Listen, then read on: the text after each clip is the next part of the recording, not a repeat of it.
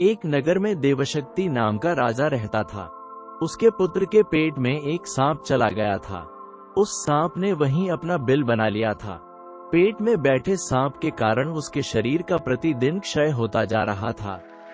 बहुत उपचार करने के बाद भी जब स्वास्थ्य में कोई सुधार न हुआ तो अत्यंत निराश होकर राजपुत्र अपने राज्य से बहुत दूर दूसरे प्रदेश में चला गया और वहां सामान्य भिखारी की तरह मंदिर में रहने लगा। उस प्रदेश के राजा बलि की 2 नौजवान लड़कियां थीं। वह दोनों प्रतिदिन सुबह अपने पिता को प्रणाम करने आती थीं। उनमें से एक राजा को नमस्कार करती हुई कहती थी, महाराज जय हो, आपकी कृपा से ही संसार के सब सुख है। दूसरी कहती थी, महाराज ईश्वर आपके कर्मों का फल दे। दूसरी के वचन को सुनकर महाराज क्रोधित हो जाता था।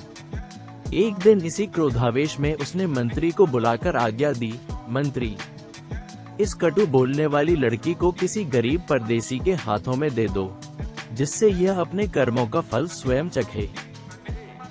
मंत्रियों ने राजाज्ञा से उस लड़की का विवाह मंदिर में सामान्य भिखारी की तरह ठहरे परदेसी राजपुत्र के साथ कर दिया।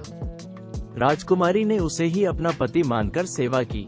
दोनों ने उस देश को छोड़ दिया। थोड़ी दूर जाने पर वे एक तालाब के किनारे ठहरे।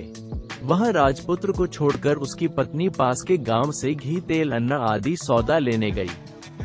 सौदा लेकर जब वह वापस आ रही थी तब उसने देखा कि उसका पति तालाब से कुछ दूरी पर एक सांप के बिल के पास सो रहा है।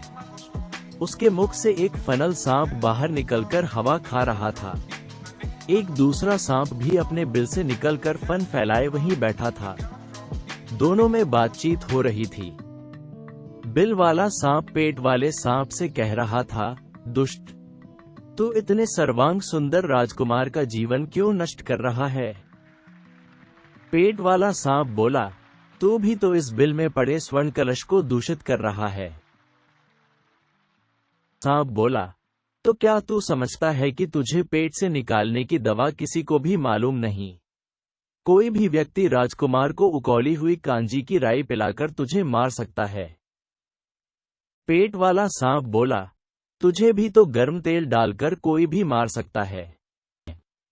इस तरह दोनों ने एक दूसरे का भेद खोल दिया। राजकन्या ने दोनों की बातें सुन ली थीं।